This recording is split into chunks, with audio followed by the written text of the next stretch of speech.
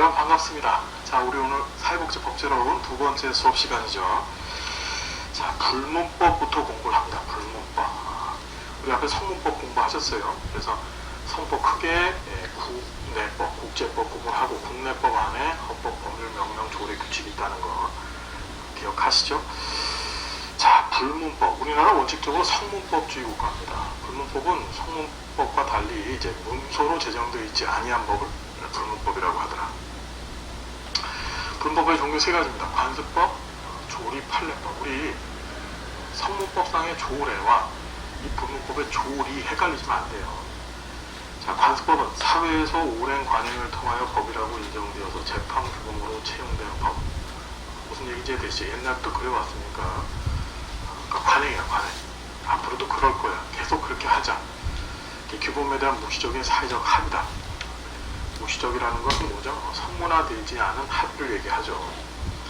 조리라는 것은 사물의 본성, 사물의 또는 자연의 이치, 사물의 본질적 법치, 사물의 도리, 사람의 이성을 기초로 한 규범이다. 자, 여기 보시면 판례법이 있는데, 우리 판례라는 게 일정한 법률 문제에 대해서 동일한 판결이 반복되어 재판에 선례가 된 법. 그러니까 우리 보통 대법원의 이제 그 사법적 판단에 의하면은 법원이 이제 지방법원, 고등법원, 대법원이 있는데, 대법원에 의해서 확정되어진 선고, 그러니까 대법원에서 확정되어진 선고를 보통 판례로 보죠. 그런데 우리나라에서는 민법 제1조 규정에 근거해서 이 판례법은 법원성이 없어요. 그러니까 우리는 잘 들어야 돼요. 원칙적으로 성문법을 법원으로 합니다. 성문법을 법원으로 해요. 그런데 이 민법 규정에서는 이 불문법적 요소를 부분적으로 씁니다. 민법 재판을 할 때, 민사상 재판을 할 때. 자, 그게 이제 관습법과 조리예요. 판례는 인정한다, 안 한다, 안 한다는 거지. 그러니까 이게 되게 재밌는 게 이 판례법을 인정하는 거. 그러니까 이 불문법주의 국가 중에서 이 형사상 재판에서 판례법을 인정하는 게 이제 미국 같은 나라잖아요. 불문법주의 국가입니다. 걔네들은 과거에 이런 대법원에서 이런 판단이 있었다. 그러면 보통 걔네들의 대법원은 이제 연방대법원을 얘기하는 건데, 그렇다면 그 판례를 그대로 유사하거나 같은 사건에 적용을 해야 되는 거죠. 근데 우리나라는 그렇지 않고 판사의 재량입니다. 판사가 이전에 우리 그런 거 있었잖아요. 그 종교적 이유 때문에 양심적 병역 거부하는 사람들이 있었었죠. 여호와의 증인이라고. 어떤 판사는 너 이거는 잘못된 거다, 형사상 처벌받아야 된다라고 하는 경우도 있었는데, 또 어떤 판사의 경우에는 범죄가 아니다 라고 판결한 경우들도 있었어요. 판례는 우리는 인정한다, 안 한다? 안 한다는 거예요. 그래서 우리 민법 제1조를 보니까 민사에 관해서 어떻게 법률의 규정이 없으면 관습법에 의하고, 관습법에 의하면 조리에 구한다 라고 법에 명시되어 있어서 판례법은 규정이 없다라는 걸 기억해 주십시오. 법 적용의 원칙. 자, 일반적으로 우선 적용 원칙이 있습니다. 상위법 우선이라고 해서, 상위법과 하위법이라는 건 성문법 체계 내에서만 사용되는 개념입니다. 그래서 하위법은 상위법에 위배될 수 없다. 즉 하위법은 상위법의 기본 정신을 따라야 된다. 그래서 상위법, 하위법이 있어 헌법, 법률, 명령, 조례, 규칙 순인데, 법률은 명령을 따라야 되고, 명령은 법률을, 조례는 명령을, 규칙은 조례를. 무슨 말인지 아시겠죠? 그것을 상위법 우선의 원칙이라고 하더라. 자, 특별법 우선의 원칙. 자, 일반적으로 넓게 적용되는 법을 일반법이라고 얘기하고, 특별법은 그 범위를 좁힌 겁니다. 그래서 특정한 사람이나 행위 또는 지역에 국한되는 법인데, 일반법과 특별법이 대립하면 특별법을 우선적으로 적용해야 된다는 거. 그래서 그러니까 이런 게 있어요. 어느 법률을 지목해 놓고 그 법률이 특별법이다, 일반법이다라고 얘기하는 게 아니라, 법률과 법률이 서로 상충되어졌었을 때, 그때 이 법관계를 어떻게 일반법, 특별법으로 해석하는 거야. 예를 들어서 우리나라 이제 사회복지 관련된 가장 일반법적 성격을 갖고 있는 법이 이제 사회보장기본법입니다.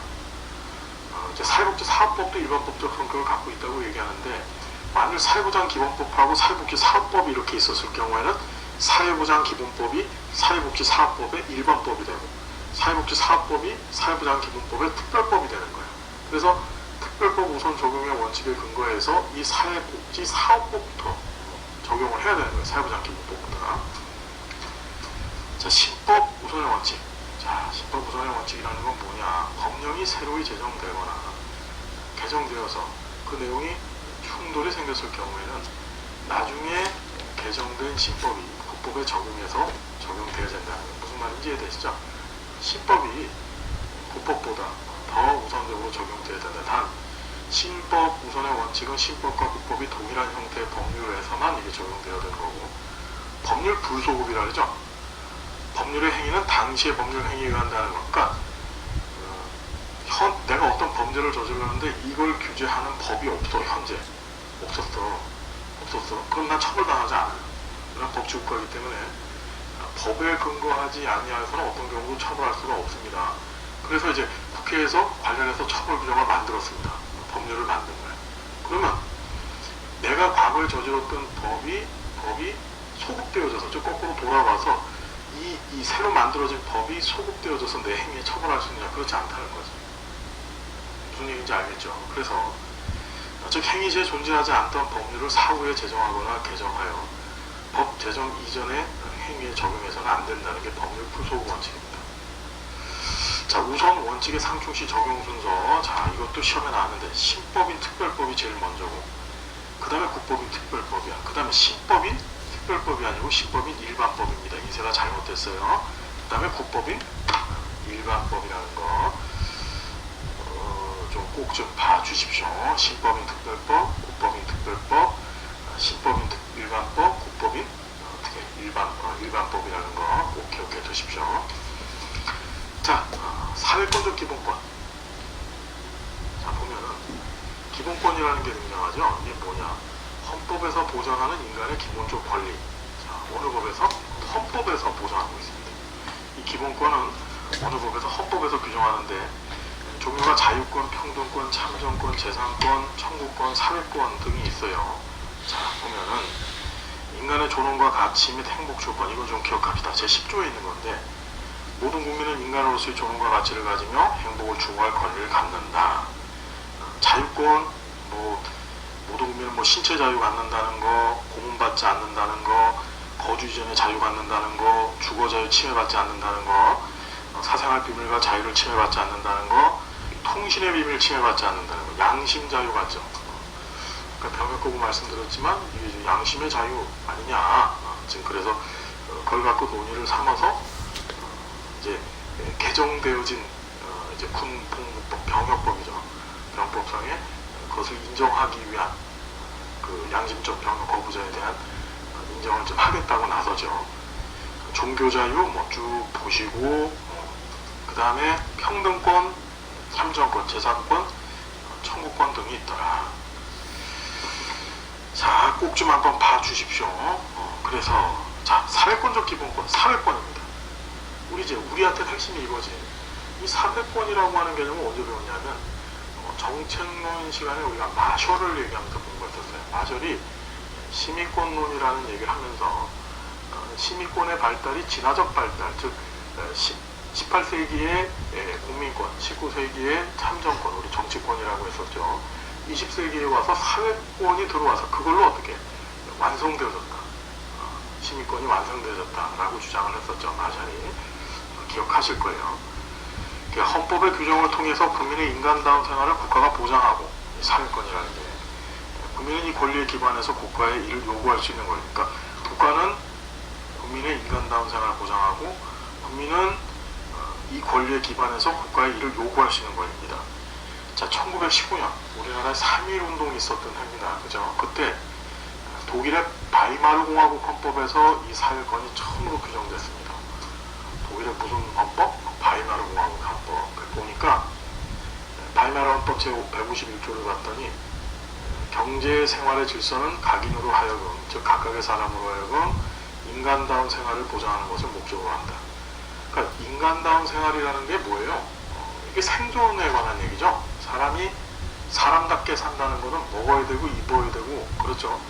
기본적인 의식주를 누려야만 사람이 살 수 있습니다. 그걸 국가가 보장해야 된다는 거고, 또 국가는 국민은 거기에 대해서 요구할 권리를 갖고 있다는 게 그게 사회권이라는 거예요. 뭔 말인지 알겠어요? 그래서 이 사회권 중에서도 우리 사회복지가 중심적으로 다루는 게 생존권이죠. 그러니까 좀 범위를 나눈다면은 기본권이 있고, 그다음에 기본권 안에 어떻게 이제 사회권이 있고, 이 사회권 안에서도 우리가 다루는 게 뭐죠? 예, 바로 생존권이라는 거예요. 생존권. 우리나라 헌법 제34조는 이 생존권을 명시하고 있죠.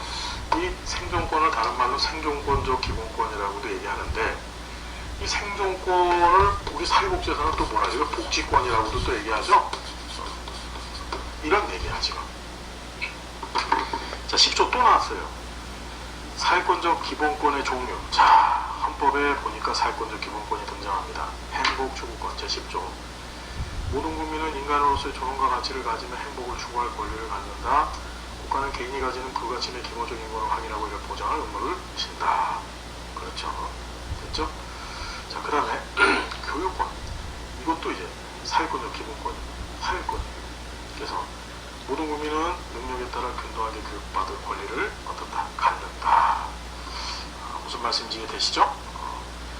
그리고 모든 국민은 그 도우하는 자녀에게 적어도 초등교육과 법률이 정하는 교육을 받게 한다. 뭐 의무교육은 무상이다. 쭉 나와있어요. 국가는 평생교육 진행해야 된다. 읽어보시고. 그 교육권이고. 근로권. 여러분 근로권 있고 근로상권이 있는데 이거 구분해야 돼. 근로권은 일할 수 있는 권리. 다시 뭐라고요? 일을 할 수 있는 권리. 그러니까 국민은 국가로 하여금 너 나 일하게 만들어줘. 그래야지 내가 일하고 너한테 세금도 낼 거 아니야. 이렇게 요구할 수 있습니다. 그걸 근로권이라네. 반면에 근로상권이라는 것은 일하는 자의 권리. 그러니까 근로권은 일을 하게 해달라. 일하는 권리라고 본다면 근로상권은 일하는 자의 권리라고 보시면 돼. 근로상권 안에 단결권, 단체교섭권, 단체행동권이 있어요. 자, 보면 근로권. 모든 국민은 근로의 권리를 갖는다. 국가는 사회적 경제적 방법으로 근로자의 고용의 증진과 적정 임금의 보장에 노력해야 되며 법률이 정하는 바에서 최저임금제 해야 된다. 이게 법에 명시되어져 있어요. 모든 국민은 근로의 의무를 진다. 국가는 근로의 의무의 내용과 조건을 민주주의 원칙에 따라 법률을 정하고. 자, 이게 시험에 나왔죠. 여자의 근로는 특별한 보호를 받으며 여성 근로가 특별 보호를 받습니다. 고용 임금 및 근로 조건에 있어서 부당한 차별을 받지 않는다. 연소자의 근로가 특별 보호를 받는다도 나 같으면 시험에 낼 것 같아. 자, 국가유공자, 상위공경, 전몰공경의 유가족은 법률이 정하는 바에 의해서 우선적으로 근로의 기회를 부여받는다. 기억나시죠? 자, 정리가 되셔야 돼. 자, 근로상권은 일하는 자의 권리라 그랬죠. 근로자는 근로 조건의 향상을 위해서 자주적인 단결권, 단체교섭권, 단체행동권 밑줄 긋습니다. 단결권, 단체교섭권, 단체행동권. 이거를 근로상권이라 해요. 그러니까 근로자라 하면 현재 근로를 하고 있는 사람을 얘기하는 거죠. 공무원인 근로자는 법률이 정하는 바에 한해서 단결권, 단체교섭권 및 단체행동권을 갖는다. 그러니까 공무원도 단결권, 단체교섭권, 단체행동권을 가져야 되는데 단결권이라는 게 쉽게 말하면 노동조합을 만드는 거라고 생각하면 되거든요. 근데 공무원 노조를, 그러니까 중요한 건 뭐냐면은 근로자는 무조건 단결권, 단체교섭권, 단체행동권을 갖는 데 반해서 공무원인 근로자는 법률이 정해줬을 때만 단결권, 단체교섭권, 단체행동권을 갖는다는 거예요. 무슨 얘기인지 알겠죠? 그러니까 관련 법률이 있어줘야 된다는 거죠. 이것도 헌법이 법률에 위임한 사항이죠. 법률이 정하는 주요 방위산업체에 종사하는 근로자의 단체행동권은 법률이 정하는 바에서 이를 제한하거나 인정하지 않을 수 있다. 방위산업체에 종사하는데 이 사람들이 일을 안 해봐. 단체행동이라는 게 이제 파업하는 건데 그럼 어떻게 돼? 당장에 국가 안보, 국방에 큰 문제가 생기겠죠. 그래서 이들에 대해서는 어떻게 제한한다는 거고. 여러분 이제 생존권이 나왔어요. 인간다운 생활기에는 34조는 거의 모든 시험에 안 나온 적이 없었습니다. 반드시 어떤 일이 있어도 완벽하게 꼭꼭꼭 엄청나게 확실하게 기억을 해야 돼. 자, 보면 모든 국민은 인간다운 생활을 권리를 갖는다. 이게 생존권이죠. 그렇죠. 국가는 사회부장, 사회복지 증진에 노력할 의무를 진다. 자, 시험에 어떻게 나냐면은 우리나라 헌법에서는 사회보장이라는 용어, 사회복지라고 하는 용어가 있다 없다? 있다. 꼭 기억하셔야 돼요. 국가는 여자의 복지와 권익의 향상을 위해서 노력해야 된다. 국가는 노인과 청소년의 복지 향상을 위한 정책을 실시할 의무를 진다. 그죠? 여기 보시면 그 다음에 5항에 보니까 신체장애자 및 질병, 노령, 기타의 사유로 생활능력이 없는 국민은 법률이 정하는 바에 의해서 국가의 보호를 받는다. 국가는 재해를 예방하고 위험으로부터 국민을 보호하기 위해서 노력해야 된다. 무슨 얘기인지 알겠죠? 여기 보면 남자만 없어. 남자만. 여자 복지해야 되고, 그렇죠? 노인 복지해야 되고, 그러니까 청소년 복지해야 되고, 신체장애자 복지해야 되고, 이거 해야 되는데 남자는 뭐 돈이나 벌어다 주는 존재죠. 그렇죠? 이 34조 여러분 정말 시험에 꼭 나올 거야. 꼭 달달달달 이 6개 항을 달달달달 기억해야 돼. 이 34조가 사회복지 관련, 사회보장 관련 헌법 조문이죠. 자, 환경권. 모든 국민은 건강하고 쾌적한 내용의 생활할 권리를 가지며 국가 국민은 환경 보전을 위해서 노력해야 된다. 환경권의 내용과 행사에 관해서는 뭘로? 법률로 정한다. 이것도 기억해 두세요. 시험에 나왔죠? 국가는 주택개발 정책 등을 통해서 모든 국민이 쾌적한 주거 생활을 할 수 있도록 노력해야 된다. 그래서 재밌는 게 우리나라 헌법에서 기본권은 이제 사실 불가침적인 권한이죠, 국민의. 근데 제한할 경우도 있습니다. 제한. 자, 보시면 헌법 37조 2항을 보니까 국민의 모든 자유와 권리는 자, 3가지. 국가안전보장, 질서유지, 공공보험. 다시. 국가안전보장, 질서유지, 공공보험. 3가지입니다. 이것에 의해서 필요한 경우에 뭘로? 법률로 제한할 수 있습니다. 꼭 기억하세요. 국가안전보장, 질서유지, 공공복리. 제한하는 경우에도 자유와 권리의 본질적인 내용을 침해할 수는 없다. 자, 본질적 내용 침해는 안 된다. 기억해 두시고. 자, 생존권의 법적 성명. 이제 생존권으로 왔습니다. 생존권으로. 헌법 34조에 나와 있는 자, 프로그램 규정설, 법적 권리설. 법적 권리설 안에 다시 추상적 권리설과 구체적 권리설이 있는데, 자, 프로그램 규정설은 생존권, 즉 국가가 국민의 인간다운 생활을 보장해야 된다라는 그 권리죠. 국민의 권리는 그 자체로서 구체적이고 현실적인 권리가 아니라 입법, 즉 법률을 만드는 것에 의해서만 구체화될 수 있다.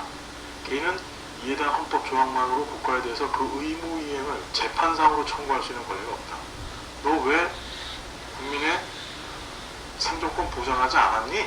라고 요구할 권리가 없다는 거야. 일종의 그냥 헌법의 선언이다. 선언 수준에 불과한 것이다. 그러면서 국가는 국민의 인간다운 생활을 보장해야 된다. 이해되시죠? 그냥 선언일 뿐이다. 그게 이제 프로그램 규정설입니다. 또 국가와 관련된 입법을 제정하지 않도록 사법적으로 이를 강제할 수 없다. 이게 뭐냐면은 이 생존권을 어떻게 해석하느냐를 묻는 얘기예요. 어떻게. 그러니까 이게 글이잖아요. 글. 헌법 34조에 글로 되어 있습니다. 이게 문서가 되어 있죠.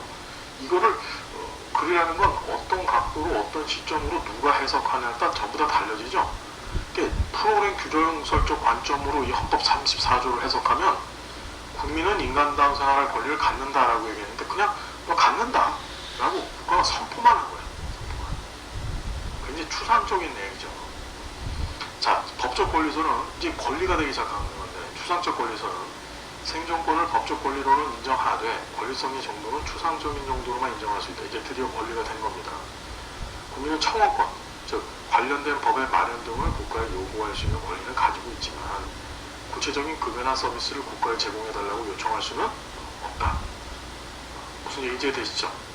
그러니까 인간다운 생활을 할 권리를 국민이 갖고 있다는 걸 인정하겠다는 거야. 그런데 뭐뭐 해주세요 라는 것을 요청할 권리는 국민한테 없다, 이런 얘기죠.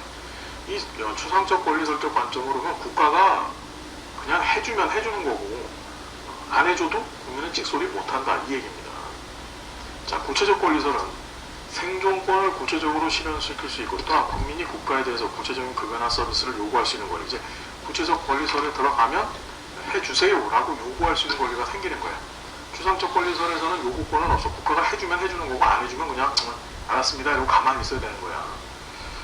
자, 구체적인 입법이 별도로 존재하지 않더라도 헌법 규정만을 가지고 권리를 실현할 수 있다고 보면 당연히 이 헌법 규정, 즉 헌법 34조가 재판상의 규범, 왜 국가는 생존권을 지켜주지 않았습니까? 라고 국가를 대상으로 소송할 수도 있다는 얘기야. 지금 여기 추상적 권리설이 우리나라의 다수설입니다. 그러니까 다수의 학자들이 이게 맞아 이렇게 얘기하고 있는 거 정도죠. 그 이제 시대와 상황에 따라서 이제 해석이 다 틀려져. 그러니까 프로그램 규정설적 해석을 하는 경우도 있고 추상적 권리설적 해석, 구체적 권리설적 해석을 하는 경우들도 있어요. 자, 생존권의 규범적 구조. 자, 보면 실체적 권리라고 했는데 수권자가 해당 사회복지 관련법에 근거해서 구체적인 사회복지 급여를 동그라미 청구할 수 있는 권리. 무슨 권리? 청구할 수 있는 권리. 이 실체적 권리는 청구권이에요. 청구권. 그래서 수권자, 수급요건, 급여 종류 및 수준, 재정 조달, 전달체계 수급권의 보호와 제한 등을 모두 포함한 중요한 게 아니고 종류는 우리나라 사회보장기본법 제3조에서는 국가가 수행하는 사회보장 방법을 사회보험 공공부조 사회서비스로 정해놨어요. 그렇기 때문에 국민이 사회보험을 청구할 수도 있고 공공부조를 청구할 수도 있고 그 다음에 사회서비스를 청구할 수도 있어요. 그 청구권이 바로 실체적 권리다. 자, 수속적 권리는 사회복지급여를 받기 위해서 적절한 절차에 참여할 수 있는 권리. 뭐라고? 참여 권리. 그래서 수권자라는 게 이제 급여받을 자격을 갖고 있는 자입니다. 사회복지급여 청구권의 실현을 위한 일련의 과정이 본래 소구권 보장 목적에 알맞게 진행될 것을 요구할 수 있는 권리. 그래서 실현 과정은 수권자의 신청을 합니다. 우리나라는 신청유예죠. 그럼 조사를 하고 수권의 내용을 결정한 다음에 급여를 실시하는 구조야. 그렇죠. 그래서 수속적 권리의 내용, 수속 전 단계와 수속 단계가 있는데 수속 전 단계에서는 사회복지급여에 대한 홍보 및 정보 제공 요구권, 이쪽 보세요. 상담 및 조언 요구권, 각종 사회복지한 이용 요구권, 그 요구권이야. 수속 전에서는 뭔가를 바랄 수 있는 권한을 얘기하는 거죠. 요구할 수 있는 권리예요. 수속 단계 들어가면은 각 단계, 즉 신청조사 결정, 실시에서 수권자의 권리가 침해되지 않도록 적절하게 진행할 것을 할 수 있는 요구권. 그러니까 실체적 권리가 일종의 청구권이라고 본다면 수속적 권리는 요구권이다. 자, 절차적 권리. 실체적 권리의 실현이 보장되지 않았어. 그러니까 내가 청구를 했단 말이야. 청구를 했는데 그걸 국가가 보장해주지 않았어.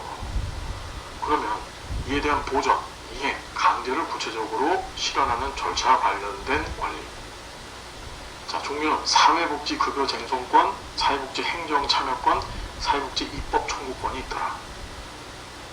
무슨 얘기인지 아시겠죠? 자, 사회복지급여 쟁송권은 실체적 권리의 사회복지급여 청구권이 위법 또는 부당한 행정기관의 조치, 그러니까 정부죠, 정부. 정부가 법을 어겼거나 또는 부당하게 했어요. 그래서 침해가 된 거예요. 이때 이 구제를 바라는 거지. 즉 자신의 권리를 구제받기 위해서. 그래서 사용할 수 있는 권리인데 종류가 행정심판, 행정소송이 있어요. 자, 행정심판하고 행정소송을 구분해야 되는데 행정심판이라는 건 행정적 구제 방법이라서 행정처분, 즉 행정기관이 공익을 위해서 행하는 일방적 강제적인 법칙 행위에 불만해서 행정기관의 상급기관에 조직된 행정심판위원회를 통해서 권리를 구제받는 거예요. 그러니까 행정심판은 이런 거야. 이런 거지. 시, 군, 국가, 이게 행정기구입니다. 행정기관이죠. 그 지방자치조직이에요. 지방정부조직. 얘네들이 나한테 뭔가 잘못해서 내 권리에 침해를 당한 거야. 그럼 나는 어떻게 하느냐? 그 시, 군, 구의 상위 조직인 시도지사한테, 그러니까 시군구청장이 나한테 잘못했으면 시도지사한테 가서 따지는 거야. 시도지사한테. 야, 시군구가 잘못했으니까 얘 잘못한 거 심판해 주세요. 무슨 말인지 되시죠? 이게 행정심판. 그러니까 시도가 잘못하면 누구한테 가냐? 복지부 장관한테 가는 거야. 그건 뭐라고 한다? 행정심판이라고 한다. 자, 근데 행정소송이라는 건 사법적 구제. 법원에 가서 재판해달라고 하는 거예요. 그래서 행정처분에 불만하여 법원의 사법적 판단을 통해서, 즉 재판을 통해서 권리를 구제받는 거예요. 그게 보통 행정소송을 하면 이제 행정소송을 하게 되면은 이제 그 행정재판을 받죠. 행정소송을 해서 국가를 피고로 하고 내가 원고가 돼서 국가를 상대해서 소송하는 거예요. 그게 행정소송이에요. 그러니까 행정심판은 다시 한번 얘기하는데 행정심판은 행정부가 있으면 행정부의 하위 조직이 잘못한 것을 상위 조직한테 가서 하위 조직 잘못했지 않느냐, 그러니까 거기에 대해서 심판해달라 이거고, 다음에 행정소송이라는 것은 법적, 법을 통해서 어떻게 소송 절차를 통해 가지고 내 권리를 구제받는 방법이다. 이게 이제 내 쟁송권, 쟁이 싸울 쟁자입니다. 싸워서 내 권리를 구제받는 방법이죠. 두 가지. 자, 사회복지 행정 참여권이 있습니다. 사회복지 행정 과정에 사회복지 대상자나 국민이 참여할 권리, 공권력을 지닌 국가 조직의 재량권 남용을 막는 기능을 수행한다. 자, 그래서 행정 과정에 복지 대상자나 국민이 참여를 합니다. 대표적인 게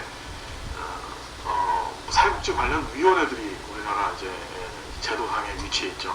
그 위원회에 내가 당사자가 돼서 참여하는 것들이 이 사회복지 행정 참여권의 행사가 될 수 있고요. 자, 입법 청구권이라는 건 법을 만들어 주세요라고 요구하는 거죠. 우리 청구권 중에 청구권자 붙어 있는 것은 다 실체적 권리인데 이 사회복지 입법 청구권만큼만 못하는 절차적 권리에 해당한다는 걸 기억해야 돼요. 그래서 생존권 보장을 위해서 사회복지 급여를 제공하는 구체적인 법률이 제정되지 않았거나 제정되었더라도 그것이 불충분한 경우 사회복지 입법을 추진하거나 그 개정을 청구할 수 있는 권리, 그게 청구권입니다. 정리됐죠? 자, 이제 우리나라 사회복지 법률 제정사를 공부합니다. 자, 보면은 1950에서 60년대 제정된 법률, 자, 53년에 우리나라 근로기준법이 만들어집니다. 참 재밌어요. 70년대, 80년대, 90년대까지도 안 지켜졌던 그 근로기준법이 한국전쟁 하던 해에 어떻게 한국전쟁 끝나던 해죠. 53년 그때 만들어져요. 그래서 근로조건의 기준을 정해서 근로자의 기본적 생활을 보장 향상시켜서 균형 있는 국민경제 발전을 꾀한다.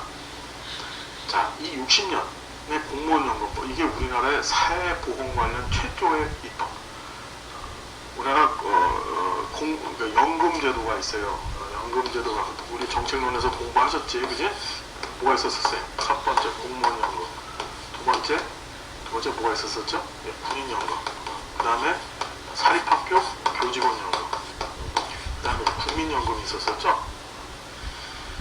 자, 공무원연금이 최초의 사회보험 또는 최초의 공적연금 제도다.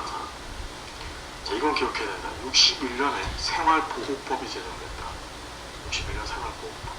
이건 물론 바보야. 이거 꼭 기억해야 돼. 우리 실천론에서 역사 공부하셨었죠. 1944년 조선구호령이 만들어졌고, 그리고 61년에 어떻게 생활보호법 만들어졌고, 1999년에 국민2조 생활보장법이 제정되었다는 거. 이게 우리나라 공공부조의 큰 역사라는 거 기억하십시오. 공공부조 관련 법의 큰 역사죠. 조선구호령, 생활보호법, 국민2조 생활보장법. 그 중에서 생활보호법은 61년에 만들어졌다. 재정목적. 이 재정목적 시험에 나왔다. 노령, 질병, 기타, 근로 능력의 상실로 인해서 생활유지 능력이 없는 자한테 대해서 보호와 그 방법을 규정해 사회복지 향상에 기여하기 위해서다. 1944년 제정된 조선구호령을 대체해서 우리나라 제정된 우리나라 최초의 공공부조 실정법이라는 거 기억하십시오. 61년 생활보호법. 주요 개정 내용.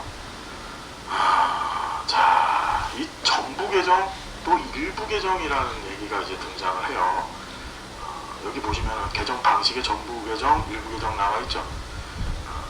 보시면은 메모란 좀 봐봐요. 법령을 개정하는 방식에는 그 개정 대상의 범위에 따라서 법령의 일부만을 개정하는 일부 개정 방식과 법령의 전체를 개정하는 전부 개정 방식이 있다. 자, 일반적으로 전부 개정은 기존 조문의 3분의 2 이상을 개정하는 경우, 법령의 핵심적 부분을 근본적으로 개정하는 경우, 제정되는 오랜 시간이 흘러서 법문에 나타난 용어 등이 현실과 맞지 않은 경우 등에 이 어떻게 전부 개정을 쓴다. 83년에 전부 개정이 있었다는 거 정도 보시고, 자, 4번 기억해야 됩니다. 99년 9월 7일. 그래서 이 부질구질 맞은 날, 9월 7일, 부질구질 맞다. 그래서 사회복제날이라고 했죠. 사회복제 대상자들은 조금 이렇게 부질구질 맞아요. 2016년도 시험 문제입니다. 2000년 10월 달부터 시행된 국민조 생활보장법으로 2000년에 폐지, 대체되었다. 자, 공공부조 역사 생활보호법, 아까 조선구호령 생활보호법, 국민조 생활보장법 기억하시고, 아동복리법입니다. 아동복리법. 자, 그러니까 이게 61년에 이 법이 만들어졌는데 재정 목적 아동이 보호자로부터 유실 또는 유기 이탈되었을 경우, 보호자가 아동을 육성하게 부작용하거나 양육할 수 없는 경우, 아동의 건전한 출생을 기할 수 없는 경우 또는 기타의 경우에 아동이 건전하고 행복하게 육성되도록 복리를 보장한다.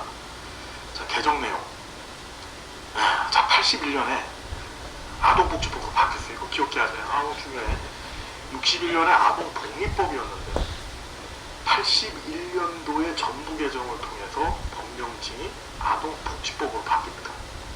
81년도, 20년 만에, 딱 20년. 61년도에서 81년도로. 그래서 요 보호 대상 범위를 요 구호 아동 위주로 했던 것을 전체 아동으로, 그렇죠? 5월 5일 어린이날 이때 정했다는 것도 기억해 두십시오. 그 정도만 보시고. 자, 그 다음에 61년 고아 입양 특례법. 자, 62년 재해구호법 기억하셔야 되죠. 보면 시험에 나왔죠. 비상재해가 발생했을 경우 어떻게 응급적인 구호를 행함으로써 재해 복구, 이재민의 보호와 사회질서 유지를 한다. 자, 63년에 군인연금법. 뭐라고? 군인연금법 제정됐어. 그러니까 최초의 공적연금은 공무원연금법 60년에 만들어진 거고, 3년 뒤인 63년에 법들이 참 많이 만들어지는데 군인연금법 만들어지고, 그래서 군인연금법 보세요. 재정 목적 군인이 상당한 연한 성실이 연한 동안 상당한 연한 성실히 복무하고 퇴직하였거나 심신의 장애로 퇴직해서 뭐 쭉 나와 있죠. 보시고. 그래서 이건 기억하세요. 공무원연금법에서 군인을 분리해서 별도로 법을. 그 60년에 공무원연금법이 만들어졌을 경우에는 군인을 공무원에다 집어넣었던 거야. 근데 이제 별도로 분리를 했다는 게 의미가 있는 거예요. 63년에 사회보장에 관한 법이야. 뭐라고요? 사회보장에 관한 법이야. 몇 년도? 63년 기억하십시다. 국민의 인간다운 생활을 도모하기 위한 사회보장제도의 확립과 효율적인 발전을 기했다. 입법부 시행령을 제정하지 않아 실제 시행하지 않다. 밑줄 봅니다. 1995년 제정된, 몇 년 제정됐다고? 95년 제정된 사회보장기본법으로 1996년에 폐지, 대체됐다는 거. 기억을 해야 될까 말아야 될까? 반드시 기억해야 된다. 반드시. 자, 63년 산재보험. 이거 맨날 하는 얘기죠? 산의 국보장. 우리나라의 보험. 그러니까 우리 사회복지 정책에서 다루는 보험 중에 최초의 보험이 산재보험이었었죠. 그래서 사회보장에 관한 법률에 의해서 산재보험법을 시행해서 근로자의 업무상의 재해를 신속과 공정하게 보상한다.